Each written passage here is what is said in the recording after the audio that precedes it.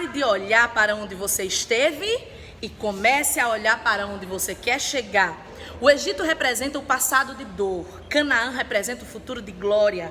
Os israelitas saíram do Egito, mas continuavam pensando no Egito e agindo como escravos. Mas Josué e Caleb decidiram esquecer o Egito e tomar posse de Canaã. Para ser bem-sucedido é necessário não apenas abandonar o passado, mas também libertar-se dele. Sabe o que acontece?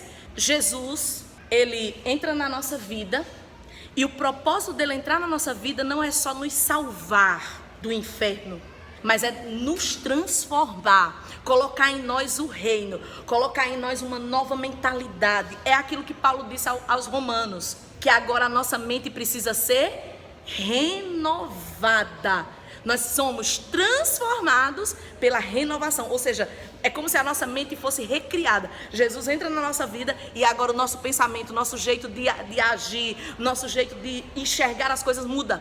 Porque agora nós fomos transformados pelo Senhor. Nós agora nos convertemos. Só que tem gente que é o seguinte: Jesus salva. Ela está em Cristo, ela está até na igreja, ela está em santidade, ela está buscando agradar a Deus.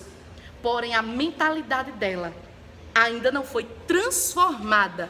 Uma coisa que eu sempre gosto de falar: Jesus, ele entra na nossa vida e existem duas questões aí. Primeiro, ele entra como nosso Salvador, porque o Filho do Homem veio buscar e salvar o que se havia perdido. Esse é o primeiro propósito, então ele nos salva. Só que aí entra um segundo que é tão importante quanto. Ele entra na nossa vida como Senhor, dono. Aquele que manda, aquele que nos guia, aquele que tem toda a propriedade sobre nós, aquele que vai dizer e ditar as regras.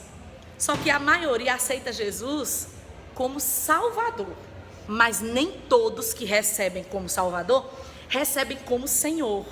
Não, Jesus é meu Salvador, mas eu não consigo viver pelos princípios, pela palavra dele. Nem tudo que ele fala eu consigo fazer ou eu quero fazer. O Dr. Mike Murdock diz uma frase que eu acho fantástica. Ele diz: a pessoa de Jesus, e aí vem a questão do Senhor e do Salvador. Ele diz: a pessoa de Jesus, ela prepara você para ir para o céu. Agora, os princípios de Jesus, a palavra de Jesus, o ensinamento de Jesus, prepara você para viver aqui na terra. Então, quando o Senhor Jesus, ele é Senhor da nossa vida, nós somos renovados, transformados e preparados para viver nesse mundo. Vocês entendem? Aí nossa mente é transformada. Aí nós enxergamos diferente. Aí agora, aquelas práticas que a gente fazia antes de Jesus, a gente não faz mais. Não porque ele nos salvou, mas porque agora ele é o dono. Então eu não vou fazer isso, eu não vou agir dessa forma, porque agora Jesus não só me salvou do inferno. Jesus me deu uma nova mente. Nós temos a mente de Cristo. Fomos transformados. Eu não posso mais pensar como eu pensava. A Marilyn, que agia, que pensava de um jeito, que pensa, não, isso aqui. Não. Jesus entrou agora, ele é o dono da minha vida, ele me guia, ele me conduz. O que ele manda eu faço, o que ele me ensina eu tenho que aprender. O confronto dele é para o meu crescimento. Vocês estão entendendo? O problema aqui é que aqueles 10 homens, e sempre a gente vai voltar para isso, lembrem-se, foram escolhidos 12 homens. Esses 12 homens eram 12 príncipes, 12 líderes, 12 pessoas especiais. Não era gente qualquer, era líder. Só que 10 tinham mentalidade escrava.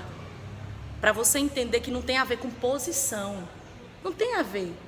A pessoa às vezes pode ser o seu chefe. Não acontece isso? Pode ser que você trabalhe para alguém, ou seja, hierarquicamente, você está abaixo. Existe alguém acima de você lá na empresa. Só que é o seguinte, muitas vezes você tem mentalidade de águia. Você tem mentalidade de Josué e Caleb. E o teu patrão tem mentalidade dos espias, dos 10. Não tem a ver com hierarquia. Não tem a ver com bolso. O cara pode ser rico por várias razões. Existem muitas razões para se tornar rico financeiramente. Mas pode ainda a mente ser uma mente de escravo. Já o outro que financeiramente pode até estar passando por uma crise, ou ainda está ali caminhando, ainda é um funcionário simples, ainda está tentando crescer na empresa, mas a mentalidade é de águia e vai chegar lá do jeito certo. Não tem a ver com bolso, não tem a ver com hierarquia, Não tem a ver com a família que você nasceu, tem a ver com mentalidade renovada. Eles ainda achavam que eles eram os escravos. Eles ainda viram tudo, mas eles acharam, não, agora ó, a gente saiu de lá para morrer aqui. Já Josué e Caleb não. Gente, que oportunidade apareceu para a gente. Olha o que é que Deus está dando para nós. É a mentalidade. Então não adianta só sair do Egito. Não adianta só você sair do mundo. Vamos trazer para o nosso contexto aqui. Não adianta só deixar de ir para as baladas. Não adianta só deixar de beber. Não adianta só sair do mundo. Se o mundo não sair daqui de dentro, se a mente não for transformada e você olhar com outro olhar, com outra perspectiva, aí por isso que qualquer coisa tem gente que volta para a lama. Já notou como é? Como é que acontece? Quem não se liberta do passado, uma hora o passado vem, dá uma rasteira, porque a pessoa ainda está com a mentezinha lá no passado. Aí é fácil. Agora, quando você é liberto do passado, acabou. Pode vir, você só avança. Não, meu filho, ficou para trás, o Egito já foi, já morreram tudinho, já se afogaram tudinho, não tem mais nada não. Olha que coisa doida isso, gente. O Egito, na travessia do Mar Vermelho, o Egito foi ao caos, foi à falência, porque quem morreu no mar, as pessoas às vezes não param para analisar isso, quem morreu no mar foi o exército do Egito, que era um dos, vamos dizer, o maior do mundo, porque era o império que dominava o mundo da época. Você sabe o que é a maior nação perder o seu poder bélico? O que acontece nessa época? Numa época, se fosse hoje acontecia, mas imagina naquela época, porque se cumpriu a palavra. E naquela época acabou tudo. Primeiro, ficaram pobres, porque todo o ouro, toda a riqueza eles deram voluntariamente aos israelitas por medo. Tome, vão-se embora daqui. Aí, além de perder todo o poder da riqueza, eles perdem o poder bélico. Viram um caos aquilo ali. Mas olha o que é a mente do escravo. Os caras queriam voltar. Para onde? Doente. Tu vai voltar para onde? Para você ver que é um problema sério, a questão da mentalidade. É sério. A pessoa nem analisa. Eles viram os caras morrer no mar. Eles viram que a coisa acabou. Eles saíram com a grana do Egito. Tu vai voltar para onde, criatura? Vocês estão entendendo como é grave? Porque isso pode acontecer com a gente. Deus nos tira de uma situação e a gente ainda fica presa a ela, sem ela ter nada para nos oferecer. Mas a mente ainda está presa. Então não adianta sair do Egito, não. O Egito tem que ser arrancado da gente. A gente tem que se libertar do Egito e olhar para frente. Eu vou olhar para trás. Tem uns testemunhos que a gente, que não é testemunho, é testemunho. A mulher já separou do cara faz 20 anos, aí ela se converte na igreja. Aí agora ela vai fazer campanha e oração, que é para o marido voltar. Só que esse marido, ele já casou 58 vezes e já teve mais 180 meninos. Ô gente, pelo amor de Deus, tá? Isso morreu, isso não existe mais. Não, porque o Senhor vai restaurar o quê? Já se afogou no mar, não tem mais nada não. Esquece.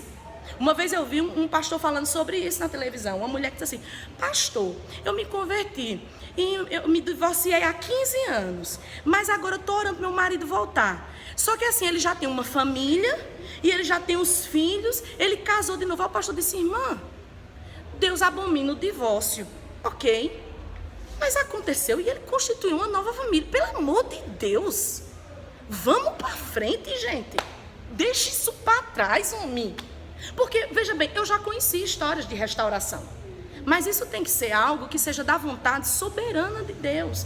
Porque se for uma coisa que você vai atrás, você vai quebrar a cara. Tem que ser algo que Deus diga: eu vou restaurar para mostrar para você o meu propósito. Pegar aqui questões de emprego. Deus tira você de determinado emprego, te colocou em outro lugar. Ele tem um propósito nisso. Aí você: não, mas eu quero voltar para aquele que eu quero voltar. Mas você já perguntou a Deus se Ele quer que você volte? Então, se liberte disso. Olha o termo que Paulo diz: nós devemos viver em novidade de vida. Nós somos nova criatura. Por que a gente fica preso ao passado? E esse passado de todas as formas é pecado. Tem gente que às vezes está na igreja há 20 anos, aí cometeu um pecado há 30. Que eu acho que Jesus não me perdoa não, porque lá em 1715, pelo amor de Deus, homem, se aproprie desse perdão de Deus. Entre em Canaã, pelo amor de Deus. Deixa esse Egito miserável para trás. Aí Deus fica querendo abençoar a gente, e a gente que é a mentalidade. Nós somos o quê? Os gafanhotos. Aí Deus está dizendo, vocês são devoradores de gigantes, eu chamei vocês vão ser grandes. Olha as casas que vocês... Olha que palavra tremenda que Deus disse para o povo. Vocês vão entrar agora, porque, gente, Deus falar um negócio desse para mim, eu saio voando. Olha o que Deus disse para o povo. Vocês vão entrar agora. Deus não disse, talvez vocês entrem. Não garanto, não. Não, Deus diz assim, vocês agora estão prestes a entrar na terra que eu prometi aos pais de vocês. Vocês vão entrar. Aí Deus diz assim, vocês vão agora morar em casas que vocês não construíram. Vocês vão agora ter vinhas que vocês não plantaram. Que palavra! Já pensou? Tu tá acostumado a morar numa lona no deserto, porque era essa a casa dos israelitas. A gente às vezes não... Eu gosto de entrar nas páginas da Bíblia. Qual era a casa deles no deserto, 40 anos? Tenda. O que é tenda? Pano. Uma casa muito engraçada. Não tinha teto, não tinha nada. Aí Deus diz assim, vocês agora vão morar, meu filho, em casa de tijolo. Casa com porta, com chave. Cidade é top. Uvas. Vocês vão ter mel. Vocês vão ter trigo. Vocês vão ter tudo. Que palavra tremenda. E o cara tá com saudade de cebola e de alho. E de chicotada. Homem, vai tomar banho. Que mentalidade doente. Pare de olhar para onde você esteve. Esquece isso, pelo amor de Deus, e comece a olhar onde você quer chegar. Onde é que você quer chegar? Qual é o sonho? Olha para lá, pelo amor de Deus. Olha para o que Deus está te falando.